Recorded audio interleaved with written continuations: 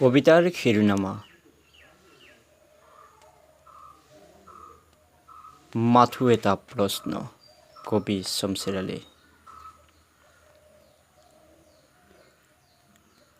মই দূষিত বুলি ক'লেও তুমি হয়তো মোক খং কৰিবা।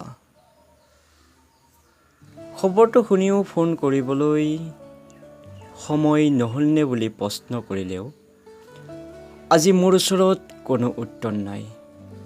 তুমি কেৱল অহংকাৰী হৈ পৰিলা, পাহৰি গলা প্ৰতিশ্ৰুতিবোৰ আৰু কিমান আগুৱাই যোৱা। পিছলৈ এবাৰ নিশ্চয় উভতি চাবা।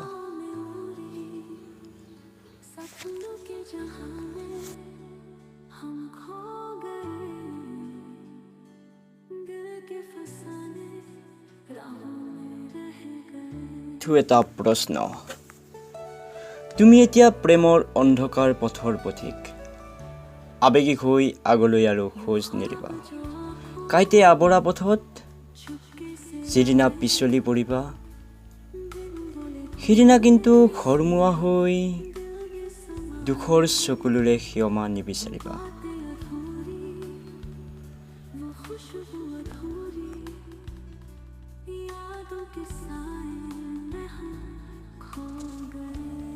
জীৱনৰ সৰ্বোচ্চখিনি হেৰাই যোৱাৰ প্ৰাক্ষণত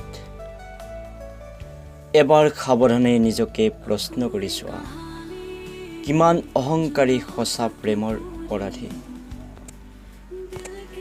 এটা সিদ্ধান্তৰ বলি হৈ তুমি যদি ভুল পথৰেই পথিক হোৱা, তেন্তে সেয়া তোমাৰ অহংকাৰী ভাৱধাৰা। মাথো এবাৰ বিবেকেৰে প্ৰশ্ন কৰি চোৱা। বেলিমাৰ যোৱা সেই আবেলি বাৰে বাৰে চাবলৈ যদি ইমান হেঁপাহ, তেন্তে আৱেগিক হৈ খোজ নেৰিবা। প্ৰেমৰ এই সোণালী শস্যৰ মাজত নিজকে এবাৰ বিলীন কৰি চোৱা। সঁচাকৈয়ে তুমি বহুত ধুনীয়া। মেঘ কলা দীঘল চুলিখিনিৰে তুমি আজিও দেখিবলৈ ধুনীয়া। গুলপীয়া দুটি ওঠৰ, মিঠা লগা সেই কথাবোৰ আৰু প্ৰতিশ্ৰুতিবোৰ কিন্তু তোমাৰ দৰে নহয়। সঁচাকৈয়ে বহুত মিছলীয়া। তোমাৰ বাবেই কেতিয়াবা আৱেগিক হৈ পৰে মোৰ হাতৰ কলমটো।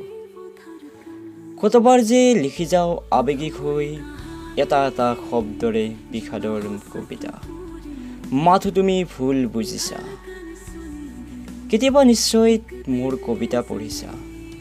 হেঁপাহবোৰক পাখি লগাই আৰু উৰাবলৈ নিদিবা।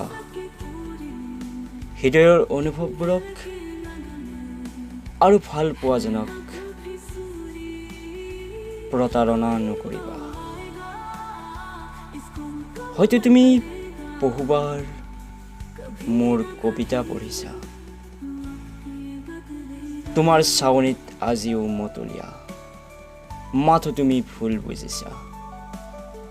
শৰতৰ সেমেকা নিশাৰ